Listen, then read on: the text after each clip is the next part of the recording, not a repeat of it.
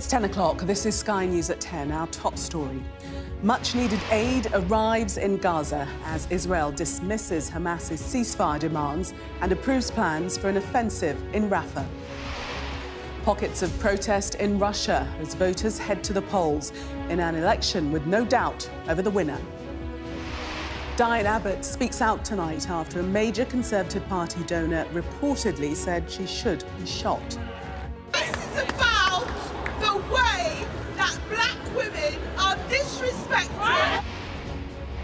Britain's busiest motorway brought to a halt as a stretch of the M25 is now closed in both directions for the weekend for the first time ever.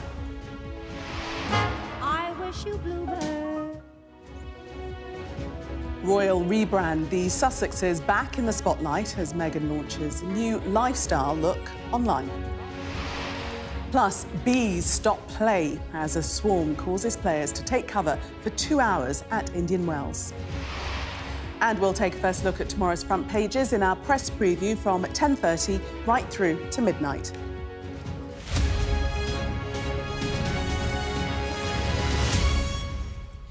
Good evening. The US has warned it will not get behind Israel's plans for a military operation in Rafah, where the majority of Gazans are now sheltering without a clear plan to protect civilians.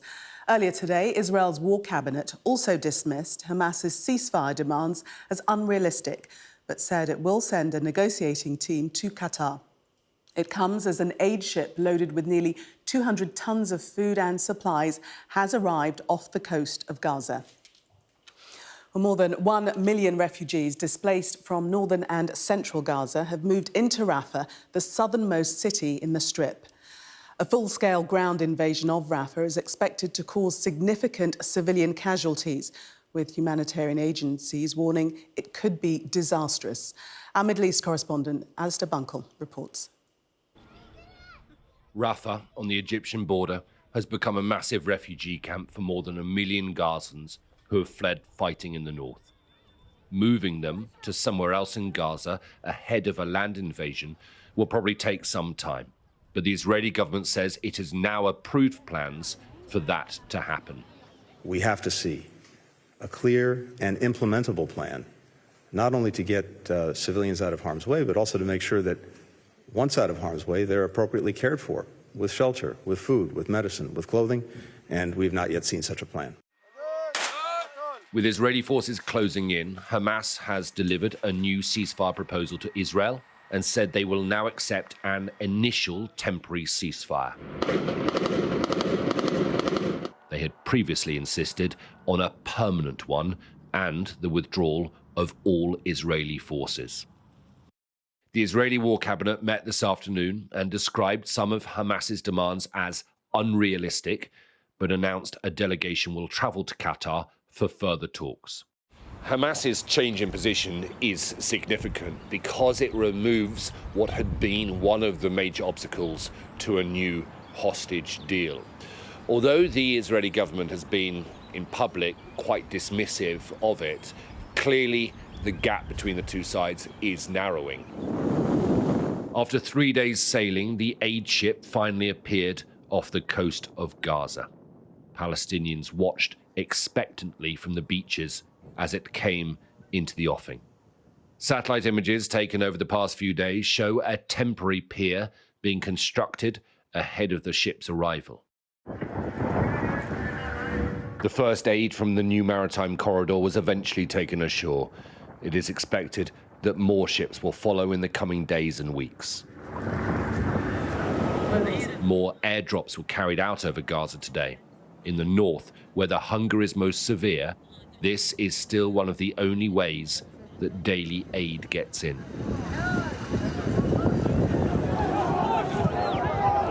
As large crowds gathered around a landing spot, a teenage boy on the right of the screen climbs over the heads of the people in a desperate rush not to miss out. There are thousands of people. They dropped 20 bundles for 200,000 people. I came here to pick up a tin of beans, a packet of pasta, a kilogram of rice for my children, but I left empty-handed. In Gaza, hopes for another ceasefire have given way to a daily struggle just to eat. With negotiation talks progressing on the one hand and Israel getting ready for a new phase of fighting on the other, it's unclear what direction this war will take next and what their fate will be. Alistair Bunkle, Sky News, in Jerusalem. Well, let's speak to our US correspondent James Matthews, who's in Washington, D.C. for us. And James, are we seeing the United States slowly inching away from 100% wholehearted support for Israel?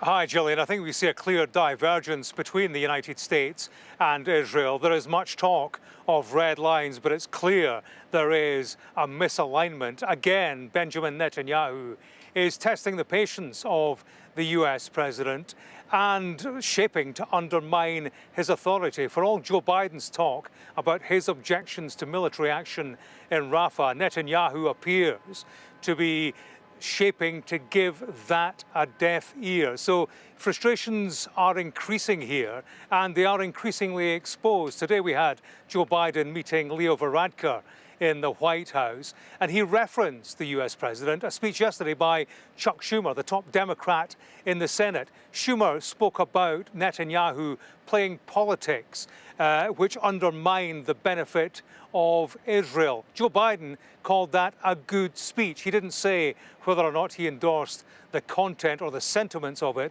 but there's clearly an anger inside the White House. We heard today from John Kirby, White House spokesman, during a news conference. Let's listen to what he had to say about matters with regard to Rafah and military action there. What we've seen today is the Prime Minister's office saying that they have seen a plan that accounts for the operational aspect, the military aspect, and the evacuation aspect. We welcome an opportunity to look at that plan. We still can't get behind a plan, and we won't get behind a plan that doesn't properly account for those 1.5 million refugees in Gaza who need a place to go where they can be safe from the fighting.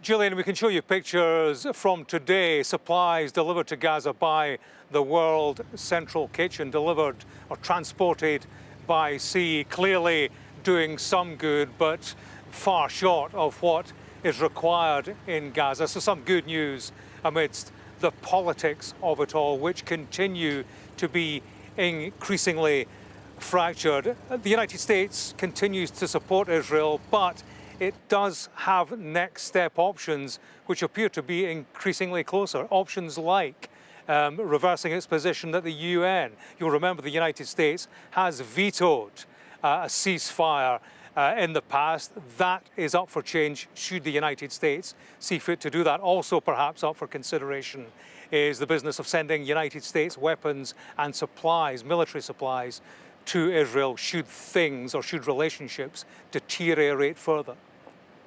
James, thank you. Well, President Biden may have been hoping to celebrate his Irish roots this St. Patrick's Day weekend, but the Middle East has threatened to overshadow his engagements. At a meeting this afternoon, the Taoiseach Leo Varadkar called on the US to push for a ceasefire in Gaza, saying they needed to talk about moving towards a two-state solution. Sky's senior island correspondent David Blevins reports from Washington. Everybody's in. For President Biden, this is the special relationship. He never misses an opportunity to boast of his Irish ancestry. My grandfather Finnegan used to say, "May the hinge of our friendship never go rusty." And their annual meeting in the Oval Office gave the Irish leader an opportunity to make his case on the Middle East. You know, my view that we need to have a ceasefire as soon as possible to get food and medicine in, to get the hostages out, and we need to talk about how we can make that happen and move towards a two-state solution, which I think is the only way we'll have lasting peace and security. But the president did make it clear during their bilateral that the United States would continue to support Israel in defending itself. None of us like to see American weapons being used in the way they are. The way they're being used at the moment is not self-defense. The White House has rarely been more green. Joe Biden is the most Irish president since John F. Kennedy. But on the issue of the Middle East, there's a notion of difference between his views and those of his Irish guests this week.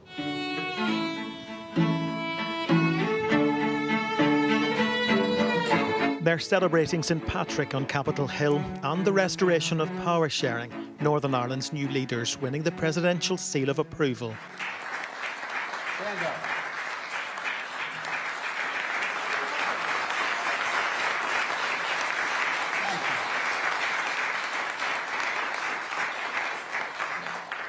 I think we stand at an inflection point, not only in American history, but in world history, where the decisions we make now are going to determine what the next 3, 4, 5, 6 decades are going to look like.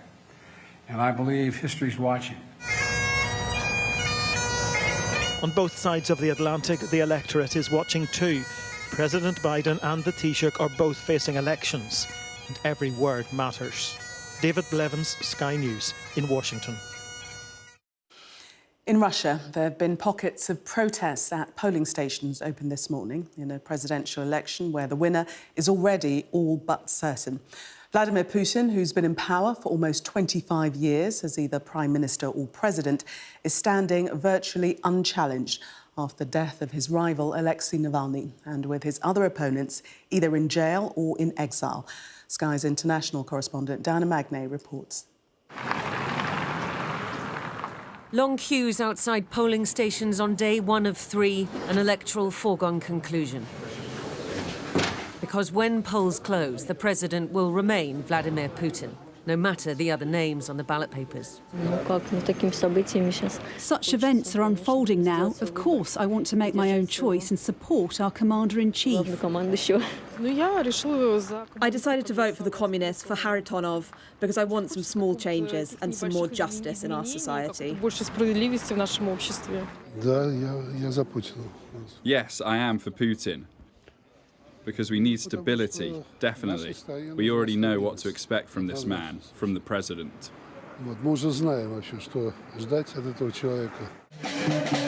And this time it is not just in Russia or in embassies abroad where people are voting, but on Ukrainian soil too. In the territories which Russia now occupies 2 years into this war. Here, a polling station in Mariupol, a pro-Russian view because those who don't feel this way would not dare to speak out. Since we are a new region that joined Russia, it was important in our life to vote and choose our president of our Russia. Vladimir Putin voted online, electronic voting a new feature in presidential polls. His political nemesis, Alexei Navalny, the one man who might have challenged him, is dead. His final call from jail was for people to come to the polling stations at noon this Sunday to show that they don't agree. Denis Sakharov wants to go. He feels the role of those who oppose this regime now is to keep the focus on all those that remain behind bars. The whole concept of Russian politics can be described as necropolitics, because it's all about death and about survival. We wait for Putin to die. We look at political prisoners being killed. But I think we need to think about the living and people who are alive and fixate on them, on those who we can still save, like Yashin, Karamurza, and all the political prisoners, because they are still alive and they are in grave danger. Protest is manifesting itself already in different ways. Arson at one polling station, a Molotov cocktail outside another, green dye poured into ballot boxes to spoil the votes, a febrile atmosphere in a country at war. And in Belgorod, right on Russia's border with Ukraine, more shelling from the Ukrainian side and more armed incursions from that way too. The Nazi Kyiv regime is trying to carry out a number of demonstratively criminal armed attacks with the aim of disrupting the voting process and intimidating people in the regions bordering Ukraine. This primarily involves striking civilian settlements on Russian territory. But who can blame Ukraine for wanting to strike back when this is the destruction that Russia continues to wreak on their homes? Scores killed in Odessa this Friday. The man responsible far away in the Kremlin, determined not to stop. Diane Abbott, Sky News. The veteran MP Diane Abbott has spoken out this evening after finding herself at the centre of a racism row as a major Conservative Party donor reportedly said she should be shot. The Prime Minister is facing growing pressure after it emerged today that his party is in talks with Frank Hester about an additional £5 million donation. Our political correspondent Matthew Thompson reports. This week, Diane Abbott was denied the chance to speak out in Parliament as she was the subject of reportedly racist comments from a major Tory donor. Tonight, as hundreds of supporters gathered in her constituency of Hackney, she made her voice heard. This is not about me. This is about the level of racism that is still in Britain. And this is about the way that black women are disrespected. We've got the whole shot there. As the Prime Minister and Chancellor tried their hand behind the camera in Sunderland today, the focus remained firmly on the racism row. Rumours swirled about a further £5 million donation from controversial donor Frank Hester, on top of the £10 million already declared. The Chancellor, though, was tight-lipped. We absolutely are transparent. We follow all the rules, the regulations. We believe in that transparency. When the time is right, we will declare any donations that we've received recently. Hester caused outrage when The Guardian reported he'd said, amongst other distasteful things, that Diane Abbott made him want to hate all black women. That led to calls for the Conservatives to hand back his millions. But far from returning the money, Sky News understands that the Conservative Party is still in talks to receive another £5 million from Mr Hester. Contrary to earlier reports, that money has not yet been handed over. If that's the case, it offers one possible explanation for the party's reluctance to brand his comments racist. Comments about Diane Abbott this week. Labour were quick to jump at the latest revelations. Frank Hester's comments about Diane Abbott were racist, they were misogynistic. Comments like that have absolutely no place in our society. And to learn that on top of the £10 million that he's already given to the Conservatives, it looks like there's a further £5 million, frankly, I think is appalling. They should give that money back. Labour also sent a brood of chickens to Westminster this afternoon to tease the Prime Minister for not calling an election. But who knows? With more donations in the pipeline, a delay might just allow the Conservatives to get more bang for their buck. Matthew Thompson, Sky News. Now, if you scan the QR code on screen now, you can listen to the latest episode of our new podcast, Electoral Dysfunction. Each week, Beth Rigby, Jess Phillips and Ruth Davidson unravel the spin in politics. This week, they're discussing the row over Tory donor Frank Hester's comments and Lee Anderson's defection to the Reform Party. Have a listen wherever you get your podcasts from. Drivers are being warned of huge delays as the UK's busiest motorway is shut for roadworks this weekend. In the last hour, the M25 has closed all lanes in both directions between junctions 10 and 11, and it will stay that way until Monday morning, causing significant disruption for the thousands of cars it normally carries every hour. Sadia Chowdhury reports. It's the end of a road for drivers, but it sounds like the end of the world for locals. They're calling this weekend's M25 closure a Carmageddon. We're actually treating it like a lockdown. And so that's why I've been out shopping to our local Waitrose to get a load of provisions in so that we can do things in the house, watch some television and just pretend that it was like the good old coronavirus days again and just not go out anywhere. Neil's gone into self-imposed lockdown, and he's not the only one. Claire is closing her interior design business for the weekend, even though Saturdays are her busiest.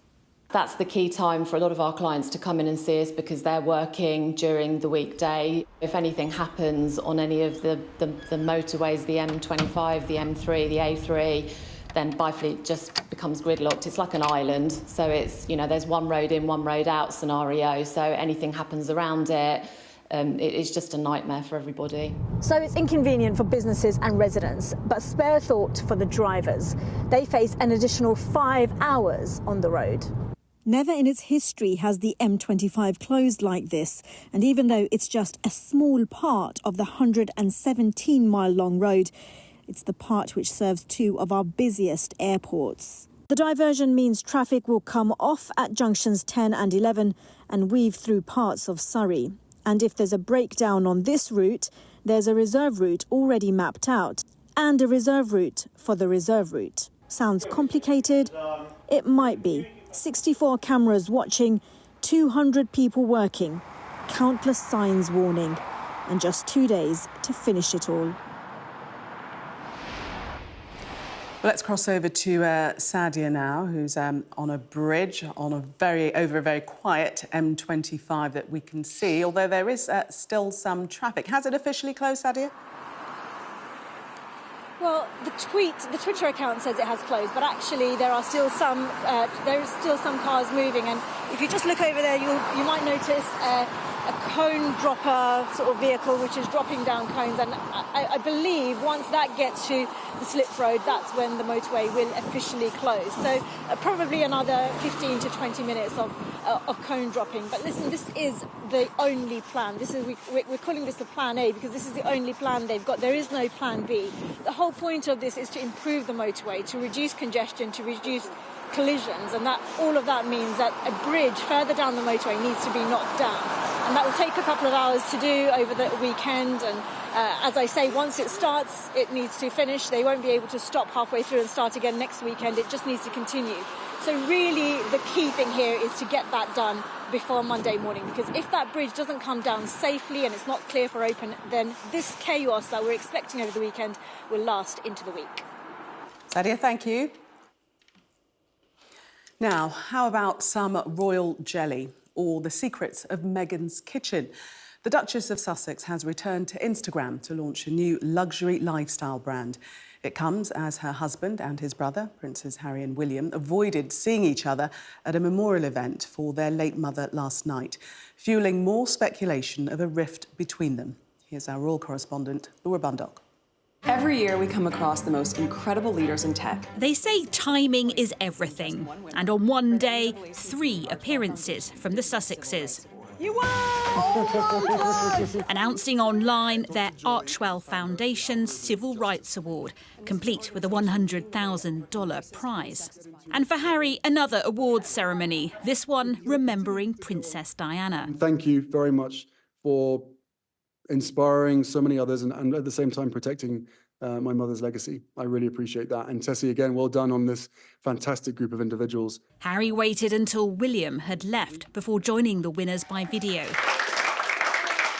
Even virtually, the 2 brothers keeping their distance. I wish you bluebird. And from Meghan, a lifestyle launch. You can just make her out whisking in the kitchen. And then a kiss. With the website and Instagram account American Riviera Orchard. No details yet, but the US trademark registration lists jams, jellies, tableware and cookbooks. It is her recipe for the future. She's been here before, though, with her blog, The Tig. It stopped when she started seeing Harry. Similar concerns now. She's cashing in on royal connections. With the new website, this is what we're going to see. We're going to see Meghan becoming potentially the new Martha Stewart. One brand expert who's worked with Meghan says it could make millions. Look at the king. He has Duchy Originals. You know, people all have these different brands, and that's jams and it's biscuits. You know, I think Meghan's allowed to have a bit of her lifestyle that people can buy into. I think she'll always be open to criticism and people will criticise this. But I think the fact is it's pretty authentic. The lifestyle landscape's full of famous faces. Gwyneth Paltrow defied her critics, but told Sky News it wasn't easy. It's actually funny at this point, you know, when I look back and I think about how mean people were about, like, you know, a number of things. I think there is maybe a satisfaction to know that, you know, not to be glib, but just to know that I was onto something, my instincts were right. Meghan and Harry hoping their instincts are right as they rebrand into a lucrative but risky industry. Laura Bundock, Sky News. The National Crime Agency has been brought in to support an investigation into a funeral director's in Hull after a police raid recovered 35 bodies from one of its locations. Detectives investigating legacy independent funeral directors say they believe they've identified all the deceased people in question and have contacted their families. The Armed Forces Minister James Heappey is to leave his ministerial role at the end of the month and quit as a politician. The MP for Wells in Somerset says he'll stand down at the next election. More than 60 Conservative MPs have so far said they plan to leave Parliament at the election. Carlos Alcaraz's quarter-final match at Indian Wells was suspended for almost 2 hours as thousands of bees swarmed the court. The world number 2 was taking on Alexander Zverev when the swarm buzzed on during the second game. But Alcaraz had a pleasant sting in his tail. After the bees were hoovered up, he went on to win the match. Speaking to Sky News earlier, beekeeper Lance Davis explained how he went about clearing the bees out of the arena. I know what can happen if they get out of hand, and I didn't want that to happen, especially in a stadium like we were in, a completely round circular stadium. It could have got a lot worse, and I didn't want to excite them. I wanted to make them feel very relaxed that I was going to really take care of them. You want to, when you deal with bees, you got to greet them like when you hold a newborn baby. That's the feeling you got to have all the time, and they will usually respect you as well because you're giving them respect. A masterclass in how to relax bees, but not to be tried at home. Now, the clock is ticking with just over 4 months until Paris welcomes the world as host of the 33rd Summer Olympic Games. As final preparations continue in the French capital, Sky News has been given access to the Olympic Village, where around 9,000 athletes will be living. Our sports correspondent Rob Harris reports. Upgrades for the Games as Paris prepares. But this isn't an Olympics racing to the finish line. Here, just the road refurb to complete. This new arena already served up. It's a really big event and major event for France since the last decade, maybe, because it was the last time was in 1924, so 100 years. So it's quite a special date for all the French people. This, the only purpose-built venue for the Olympics and Paralympics, avoiding white elephants of past games. It's about responsible games, delivering less complex games, which means less costly games, and that's very important because we have to be cost conscious in today's world. They presented a project where 95% of the venues would be either existing or temporary. In the Olympic Village, we joined inspections after keys were handed over. €2 billion has been spent transforming this area of Saint-Denis into the Olympic Village, split by the river. That will be the focal point of these Olympics. In total, 9,000 athletes are going to be staying here. The area could fit 70 football pitches. With a legacy, regenerating one of the most deprived parts of Paris. Sustainability also a focus. Strip back the bedding, and that is cardboard, but able to support 250 kilograms, strong enough to share. And more for athletes approved again after Tokyo's pandemic distancing mandate. Working with the Athletes Commission, we wanted to create some places where the athletes will feel very enthusiastic and comfortable, so they can have some conversations, discussions, and to share their core values about sports. No sharing a staple of France, though. No champagne in the village, of course. But plenty of other places to party from the podium. Celebrating safely the priority. This a sign the Games are coming, as Paris transforms for the Olympics, hoping to unite a divided world. Rob Harris, Sky News, Paris. Well, that was Sky News at 10. Coming up, we'll take a first look at tomorrow's newspapers in the press preview. Tonight, we're joined by Daily Mirror columnist Susie Boniface and the editor at the Jewish Chronicle, Jake Wallace-Simons. Amongst the stories we'll be discussing, this on the front of the Times, the headline there, Church playing the race card. We'll be right back. Do stay with us.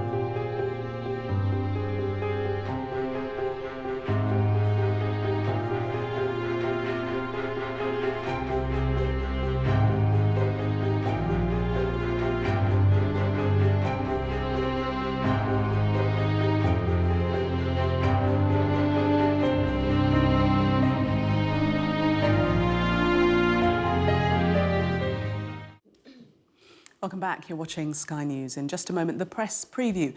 A first look at what's on the front pages as they arrive. But first, our top stories.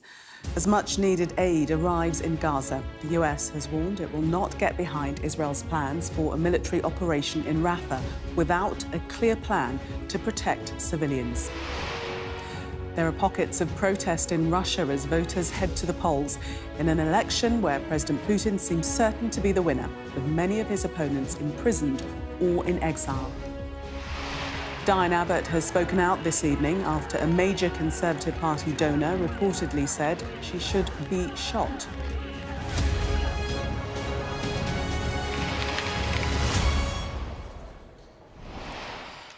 You are watching the press preview, a first look at what's on the front pages as they arrive. It's time to see what's making the headlines with the Daily Mirror columnist Susie Boniface and editor of the Jewish Chronicle, Jake Wallace-Simons. They'll be with us from now until just before midnight. So let's see what's on some of those front pages for you now.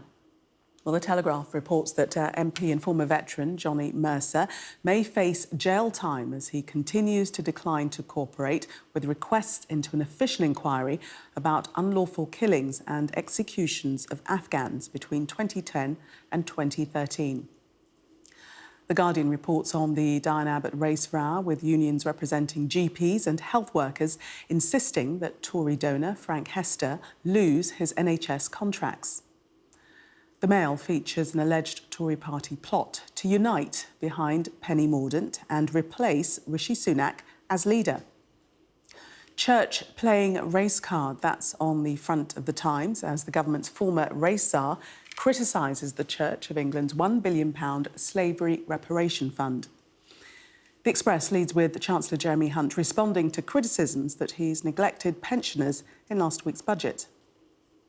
The FT leads on TikTok hitting $16 billion in sales in the US as the House of Representatives passed a bill that could ban the app nationwide. The Mirror reports on the story of a British grandmother who's been in jail for 11 years and could face the death penalty in Indonesia. The Eye leads with an investigation into how thousands of food delivery accounts are being sold into the black market. The partial closure of the M25 and the chaos that could follow is on the front page of The Sun. And The Star features a story about beavers appearing in parts of Cornwall where they've never been seen before. And a reminder that by scanning the QR code you'll see on screen during the programme, you can check out the front pages of tomorrow's newspapers while you watch us. And we are joined tonight by Susie Boniface and Jake Wallace-Simons. Welcome again to both of you. Let us start with the Times World, pages 36 and 37, and the polling stations that have opened in Russia. There are elections taking place. Foregone conclusion, I think I'm safe in saying, who might win those elections. But there has been some surprising dissent to see in Russia on this occasion. Jake? Yes, that's right. Vladimir Putin, 71 years old, has been president since 2000, apart from 4 years where he was prime minister, but still kind of holding the reins.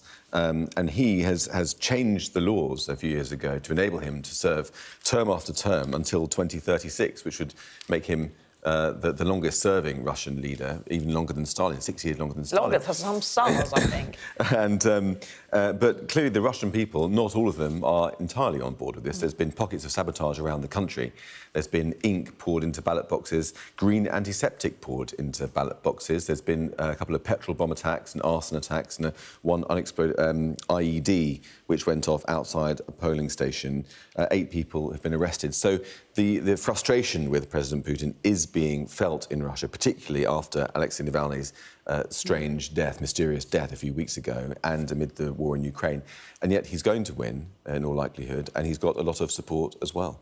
But Susie, do you think that a corner has been turned in that we are seeing this open dissent from Russians as much as they can dissent? No, because there isn't nearly enough of it to make any difference.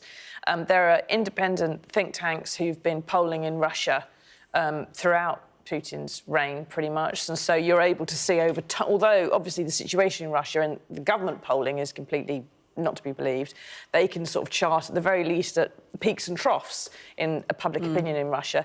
And his opinion polls at the moment are at 86% approval. But most interestingly, 75% of the Russian public think Russia's going in the right direction, and that is despite it being one of the most sanctioned countries on earth. Now, in 2022, when he invaded Ukraine, the sanctions were so bad you had companies like Zara and H&M and Chanel and others pulling out of Russia because of the sanctions. Well, and there were malls that were empty and people were complaining about it, but now those malls have been refilled with rip-off versions of the same. One of the most popular drinks in Russia is a form of Coca-Cola that's, you know, known as cool cola because it's the good cola and it's not the, and it tastes almost the same. And those malls are full again. The economy in Russia is doing okay. They've got a lot of resources and they're able to sell lots of oil, which is going out there, whether the sanctions like it or not. And so long as that economy keeps going, the people that are really feeling the bite from the war are many in rural, poorer communities who are less likely, they're not as far more dispersed than in cities and are less likely to get together and start protesting and also compare notes on what's happening. Do you trust those positive polls entirely? I don't trust them entirely, but I do trust the ups and downs being roughly charted. I think he is at a peak at the moment, despite the fact 2 years on, you know, we were supposed to have taken over Ukraine very, very quickly. He's not. He's bogged down. He's heavily sanctioned, he's ostracised, he's survived a massive military coup, which should make him very shaky, and he's killed Navalny. Did you manage to glean any indication as to when the troughs were and time-wise? No, I didn't, sorry. But there have been times when he wasn't doing as well. I think it maybe dropped to the all-time low of something like 50-60% approval, which any Western leader would kill for. But, you know, one of the things he's doing is when there is a family that has lost someone at the front, they're getting a massive compensation payout, which is, you know, £50,000-60,000, which is coming out of Russian reserves. Now, so long as the economy keeps going, so long as he can keep funding and paying off people, that reduces the possibility of dissent because it makes people feel recognised and valued. And so, you know, the only thing that's really going to affect Putin probably is if the international oil price collapses and then he can't keep paying out from reserves, he can't keep the economy as healthy as it is in Russia at the moment. It's arguably doing better than we are. And then he's got a real problem. But at the moment, he's fairly buoyant. And he's at like 80% of the polls. I think the main contender, who's someone who he's allowed to go on the ballot, is at 6%. You know, he's never going to get anywhere. I heard someone today saying that the only way that leadership is going to change is when he leaves this mortal coil. Do you think that's probably the most accurate prediction? That does look very likely. But I think it's the same in America, isn't it? The same situation. But I think you're very right to bring out the distinction between the rural constituencies and the urban ones. You know, a lot of the people who are Muscovites, who are from the big cities, have left, or they left immediately after the beginning of the war, the people who had opposed Putin. And in the rural constituencies, you would normally have people who would be more keen to support Putin, but they're being hammered by the war a lot more than the other people are. So it's quite an unstable time, I think, socially in Russia. But I don't think unstable enough to topple Putin anytime soon. It's still got a very tenuous grip on power, but he's still got that grip. Susie, to the Mail, are we going to see Penny Mordaunt called up, not to the army, but to the position of a leader of the Conservative Party? Good God. Good God. It's got to this point. It's got to the point where there are people having talks in Westminster bars, which get reported as actual news, that Penny Mordaunt, who is the leader of the House, who's in charge of basically organising the agenda for what we're discussing every day, who is renowned, really, for being a failed contestant on the reality show Splash. And holding a sword. And holding a sword. At the and having lovely, nice, thick gold hair that I'm very jealous of, that she might be leader, but only on the basis of 100 days. I mean, you get a double Liz Truss out of her, that's it. And the deal would be... How many lettuces would you get out of her? That's the question. Would the lettuce even make... But you'd have 100 days where she would come in, and then immediately call a general election, would somehow be a promise which is entirely not possible to hold anyone to. And this is cloud cuckoo land from a party which is rotting from the head down. We've had the third minister in Sunak's government in 18 months so far, who's resigned, not to go and do anything in particular, just anywhere but here. You know, and if a minister's doing that. Yes. Jake, same story on the front of the Telegraph. That's right. I mean, it's difficult to think in what world the answer to Tory woes could be Penny Mordaunt. I mean, don't forget, at the last leadership election, which seems like a million years ago, which Liz Truss won, she didn't do very well. She rather crashed and burned amid questions about the veracity and length of her service in the Royal Navy. Also, the comments that she made in the House of Commons, where she said that a trans woman is a woman, which did not go down well with core Tory voters and will still come back to bite her because it's on tape and there's not much she can do about it. I don't think that she has the charisma or the leadership qualities to pull the party together, let alone the country. But it shows the desperation of the party. They just hope that Penny Mordaunt, with that sword, the sword bounce, I suppose, they hope will allow the Tories to cut through to Middle England. She's destined to be our great leader because she held the sword aloft. It's not how it works, lads. To The Guardian, we've only got a couple of minutes, but I do want to get this story in regarding Frank Hester and the unions basically saying that he should lose his NHS contracts off the back of him calling for or suggesting that Diane Abbott should be shot. Yeah, much as in football, there is a fit and proper person test for NHS contracts. Who knew? Michelle Mone obviously didn't. But they're saying that he would not complete that. He would not pass that test. Interestingly, they're also saying in here that Rishi Sunak has refused to say how many times exactly he's met Frank Hester since he started making these donations. The Guardian's listed quite a few of them. There's at least half a dozen. But generally, as a rule of thumb, if Downing Street is refusing to say how many times something has happened, it's not because they didn't write it down, they don't know. It's because there's a lot. It's the answer. I mean, I wonder about this fit and proper person test because, I mean, obviously his remarks were deplorable and nobody would ever defend that. But that's one remark out of an entire life. Now, it could be that his whole life was riddled with racism, in which case he isn't a fit and proper person. But it could be that actually it was some kind of aberration from his general standards of behaviour, and we just don't know. The way that he's been treated in such a toxic way, every single picture's been gone through, whoever's standing next to him is being pilloried for ever standing next to him in the past. I worry slightly about the way in which he's been sort of cast into this really deeply evil character with no sense of redemption at all. I mean, what he said was deeply evil. Of course it was, and as I said, I'm not defending that, and I say, you know, I'm open to the possibility it could be characteristic of him. Yeah, absolutely, I'm not defending it. All I'm saying is that I think that to adjudicate whether he's a fit and proper person, you need to look at his whole life and his character and his business dealings and how he's been in his life, rather than just his one comment. There have been some employees of his, admittedly probably no longer employees of his, who have come forward and said that this is habitual kind of thing and that it's it's not really cricket at all in any way. But I'm just more interested in the fact that, you know, we've got a Prime Minister who finds it absolutely impossible to say what racism is when it's right smack bang in front of him, and when he has come out and told us he's going to defeat racism with his trusty sword of truth and justice. It's like, well, here you are, mate, here's your best chance. There you go. You said, literally, like the other Friday night, you came out of Downing Street, out of your own house, and you said you were going to fix this. Here you go. No, not this bit, not the £10 million bit. No, I need to keep that. OK. Susie and Jake, thank you much for the moment. We're going to take a break. Coming up, the Chancellor, Jeremy Hunt's responding to criticisms that he's neglected pensioners in last week's budget. That on the front of the Express. We'll be back with that story and others. Do stay with us.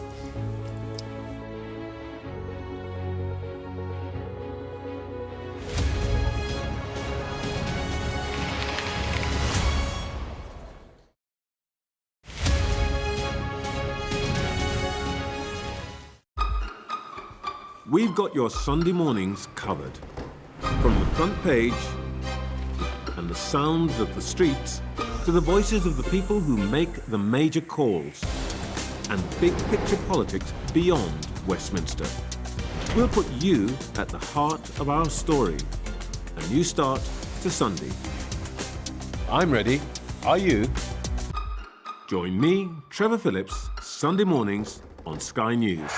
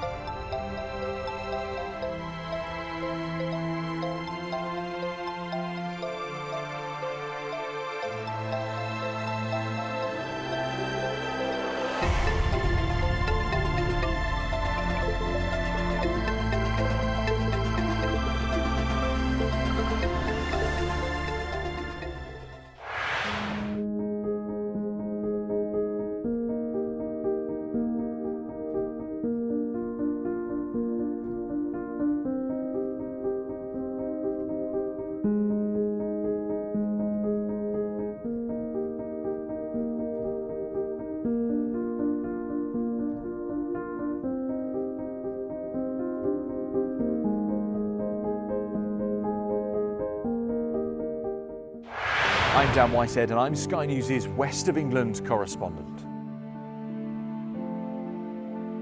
From fishing communities to bustling cities, we spend every day reporting from across the region.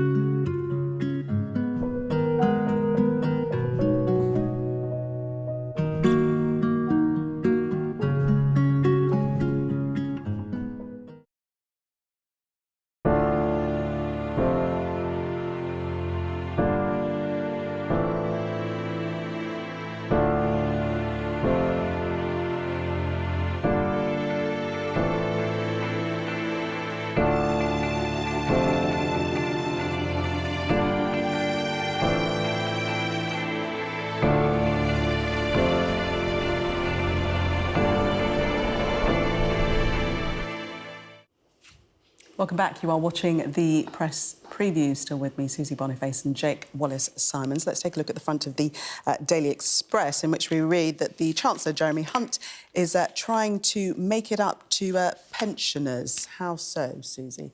By more mad Corbyn-esque economics.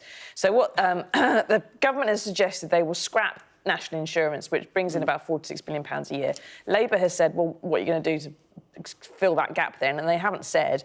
But what Jeremy Hunt said, that he's going to protect, although pensioners did feel that they actually took quite a big hit in the budget last week because of fiscal drag, they're getting pulled into more income tax brackets and so on, and they don't benefit from the national insurance cut, that he would keep the triple lock in pensions, which is the guarantee that every year it goes up by average earnings growth, inflation, or 2.5%, whichever is the greater. But this is like the kind of thing. If Jeremy Corbyn had said this a few years ago, I'm going to scrap this £46 billion tax and I'm still going to raise the amount that you're getting in benefits somehow, and never said how to do it, the Tories would have destroyed them. It's a mad, just bit of imaginary maths. Well, I think voters... And there's no timeline for getting rid of national insurance. No, and I think voters feel this as well, because the national insurance announcement was supposed to move the polls in the Tories' favour, and it didn't, because everyone knows that the tax burden is the highest since, whatever it is, 1948. And we don't fall for it, frankly. And Tory voters, you know, want lower taxes across the board. They want to feel it in their pockets. They don't want some sleight of hand that isn't going to make them feel any richer. And, you know, Rachel Reeves came out and responded to the national insurance announcement by saying, well, that money pays for the pensions and for a bit of the NHS. And so Hunt is just coming back and saying, well, I'll find the money somewhere else, because he doesn't want to lose the pensioners' vote, which is an important Tory constituency. To appease them. They are supposedly natural Conservative voters, aren't they? Let's have a look at the Mirror. 1 in 5 Tory MPs want a May election, but they're not going to get one, are they? Well, Rishi Sunak has said that there won't be a general election on May the 2nd when there are locals, but he also said that there'd be a government of integrity, professionalism and accountability, and there'd be flights to Rwanda, and that he would definitely deal with racism. So who knows if we can trust what he has to say? He's not going to U-turn on that. Who knows? U-turn on everything else. I wouldn't bank against it. I think he's going to have some very sticky days between here and then, but he's got to call it, I think, next week if he's going to do it at all. So we haven't got long to wait. Yeah, I mean, you know, the thing is, there's been an exodus of Tory MPs already. 62 MPs have announced they're going to step down at the next election, including Theresa May, the ex-Lord Chancellor Brandon Lewis, and now the Armed Forces Minister James Happy, who isn't very at the moment, I would suggest. And the Tories, the 1 in 5 Tories who want a May election, the general spirit is, please God, make it stop, put us out of our misery earlier rather than later. I've got a villa to get to, and I've got quail to shoot. And I think that, you know, if the Tories are going to avoid a complete wipeout, Sunak does need to turn some kind of morale around to some extent. This is bad news for the Tories. You can't get any kind of decent result with feeling like that in the ranks. Yeah, Armed Forces Minister James Heap, as you say, became the 62nd Conservative MP to say that he will step down.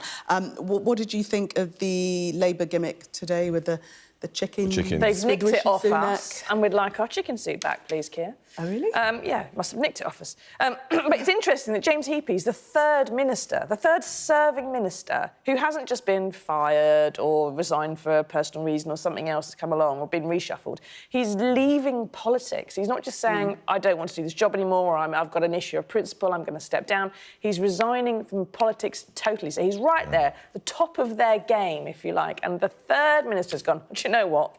I'm out. But what Can't it means be doing is that there's huge numbers of voters on the right, probably the majority of Britons actually, who have nowhere to go, and hence the looming threat of reform. But probably the electoral system will prevent them from making any serious also, errors. these MPs who are quitting now are leaving it so late, really running up to the date of whenever an election's going to be, whether it's now or in the autumn. It's very, very quick. And so Heappey's constituency association has to pick someone to be his replacement candidate 6 months after they wanted to have selected someone.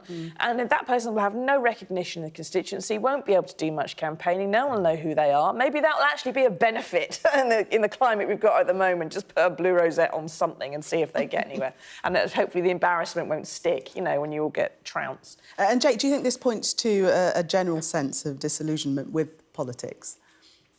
In terms of the politicians? In terms of the politicians? Well, it hasn't been a good... I mean, apart from the news that the politicians have got a pay rise, 91 grand now, rather than, was it, up by about 5 grand, that's the only bit of good news they've had. They've had a lot of stress with the intimidation outside Parliament a few weeks ago and the headlines about the end of democracy or threats to democracy.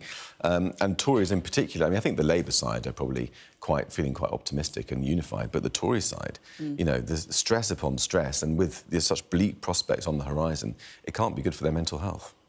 Yeah, good point. I think they're the ones who are disillusioned with politics more than the rest of us. Susie and Jake, thank you both. We shall see you in the 11 o'clock hour. Let's take a look at the weather in the meantime. Warm memories wherever you go. The weather, sponsored by Qatar Airways. Well, the weather remains mild but unsettled this weekend with further showers or longer spells of rain. It'll be a mostly dry but chilly start to Saturday with a rural frost and some overnight fog patches. However, thicker cloud will have to spread much over Ireland. The weather, sponsored by Qatar Airways. Coming up next on Sky News at 11, the US has warned it will not get behind Israel's plans for a military operation in Rafah.